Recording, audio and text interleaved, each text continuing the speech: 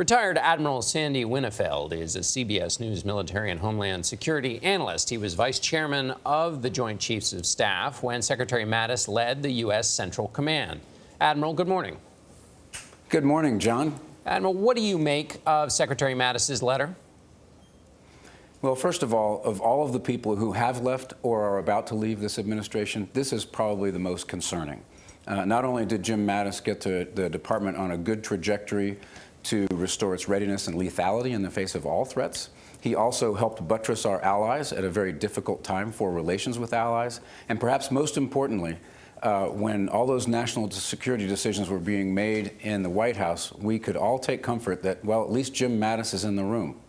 And he's not going to be in that room much longer. As his letter points out, he had some fundamental disagreements with the president. And as the old adage says, either support your boss or resign. And he chose to resign before he got fired. Admiral, you know Secretary Mattis.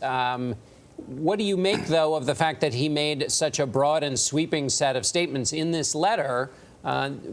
Secretary Mattis knows the chain of command. He knows what you're supposed to do. And so how do you frame it with respect to what you know about Secretary Mattis? Well, I think that Secretary Mattis has been working on this letter for a while. Clearly, there was a lot of tension in the relationship, beginning probably all the way back to the withdrawal from the Iran nuclear agreement, and a whole host of other challenges as well, whether it was transgender personnel in the military or a parade down Pennsylvania Avenue or troops to the southern border. I think that this was building up in Jim Mattis's mind, and his letter oozes integrity.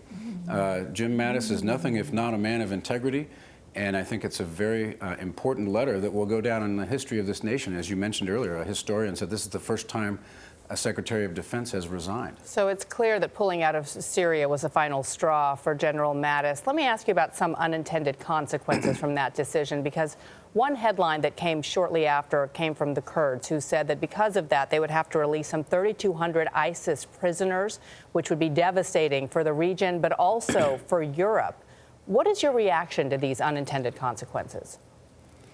Well, there is an awful lot swirling around the whole Syria situation, not the least of which is the brutal regime of Bashar al-Assad and Iran and Russia, which support him, but also the potential for a return to instability in eastern Syria and, in fact, western Iraq. So it is a very bitter pill to swallow to more or less abandon the Kurds, who have done most of the fighting out there against ISIL.